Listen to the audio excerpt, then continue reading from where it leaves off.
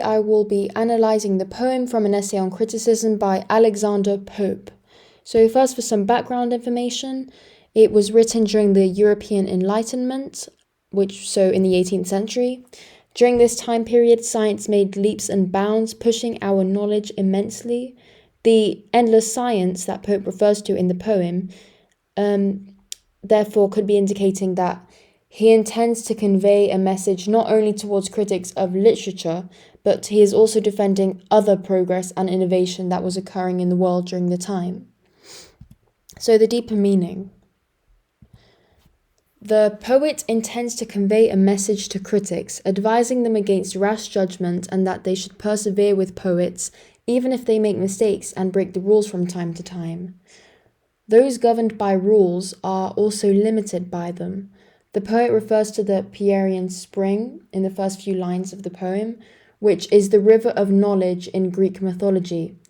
He encourages the critics to drink deep in order to truly expand their horizons and embrace brilliant innovation. Their knowledge is based only on a tiny perception of the full knowledge of the arts. Okay, so the whole poem is only one stanza long, but I've just divided it into two. And also I think it's important to note that this is only an extract of a much longer poem, so it's not the complete poem. A little learning is a dangerous thing. Drink deep or taste not the Pierian spring. Their shallow draughts intoxicate the brain, and drinking largely sobers us again. Fired at first sight with what the muse imparts, in fearless youth we tempt the heights of arts, while from the bounded level of our mind, short views we take nor see the lengths behind. But, more advanced, behold with strange surprise, new distant scenes of endless science rise. The critics take only sips, and this is an intoxicating process, as they are given the illusion of understanding poetry, but in reality they do not. The imperative tense for drink deep forcefully instructs the critics to broaden their minds.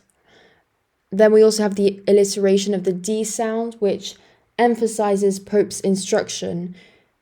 In order to understand the full knowledge of art, we must drink deeply. Also, we have the alliteration of the D sound in the first four lines, also in words like dangerous and then drink deep, drafts. Mirror the stubborn and harsh attitude of the critics, something that contrasts to the F alliteration in the fifth and sixth lines, fired, fearless, which gives a ferocity and fire to the youthful poets trying to pioneer their route to greatness. Younger poets are presented as being richer with inspiration, as they are fresh and unburdened by a deep understanding of the rules, so they don't fear making mistakes. The young lack the knowledge to fear failure and thus are more likely to tempt the heights than those who are older and have either seen their efforts fail or who have learned to respect the work of others too much. Without this fear, the younger poets try to achieve the heights, which implies that those governed by rules are also limited by them, as mentioned before. The critics, on the other hand, are bound by the rules and thus constricted from recognizing innovative brilliance and achievement. The poet could be indicating here that age can bring a degree of cynicism and rigidity to thinking, which can prevent the bright lights of innovation from emerging.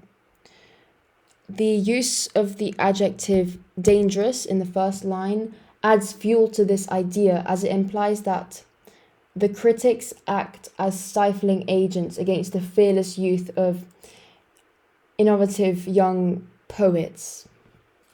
And then we also have adjectives like bounded and short, which show how the knowledge, the rules, and the respect that the critics have learned has left them imprisoned and bounded against change and innovation, as they are, as it hasn't allowed them to open their minds to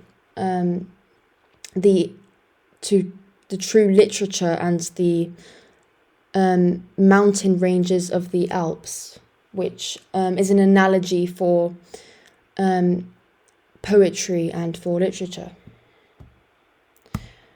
So pleased at first, the towering Alps we try, Mount o'er I'm not sure how you say that, Mount o'er the vals, and seem to tread the sky. The eternal snows appear already past, and the first clouds and mountains seem the last. But those attained we tremble to survey, the growing labours of the lengthened way. The increasing prospect tires our wandering eyes. Hills people hills, and Alps on Alps arise. Okay, so in the first line of this section, we are presented with the critic's state of mind.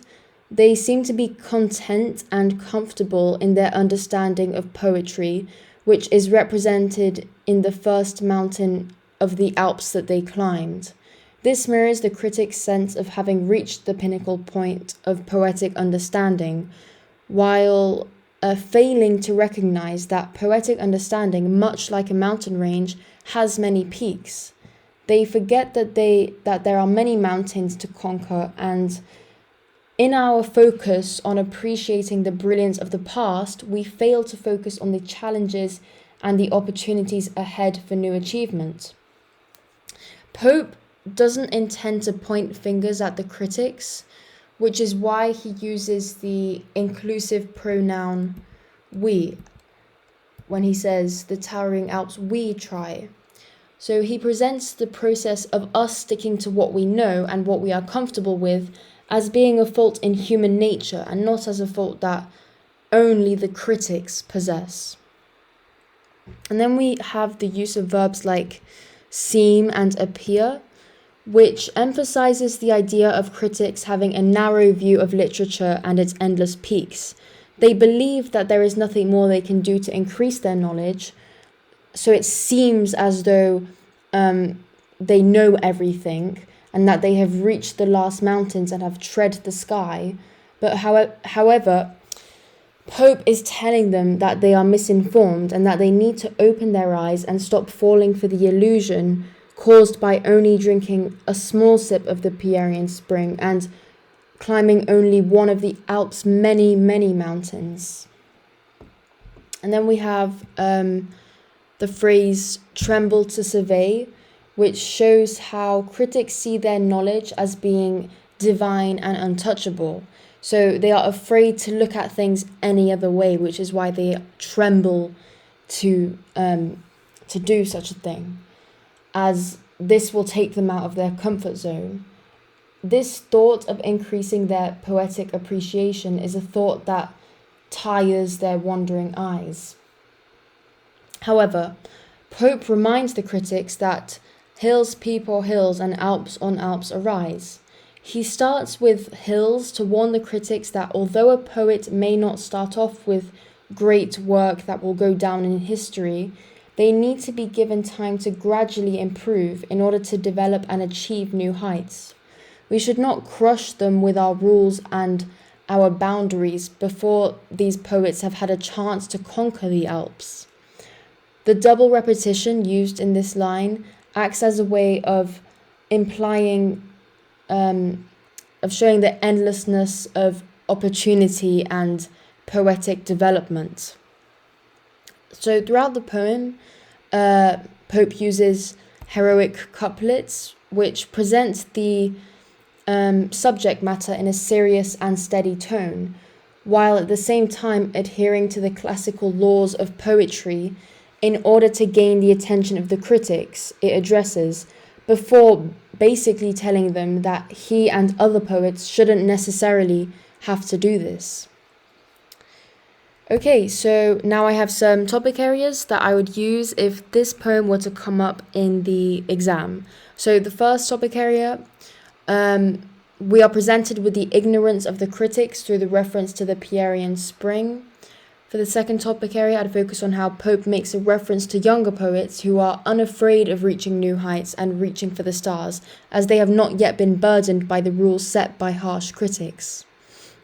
And for the final topic area, Pope uses the analogy of a mountain range when referring to literature and innovation, showing how by climbing only one mountain, we have not completed our journey, because like a mountain range, there are many peaks to be reached in poetry and in literature. And that's it. Thank you very much for watching.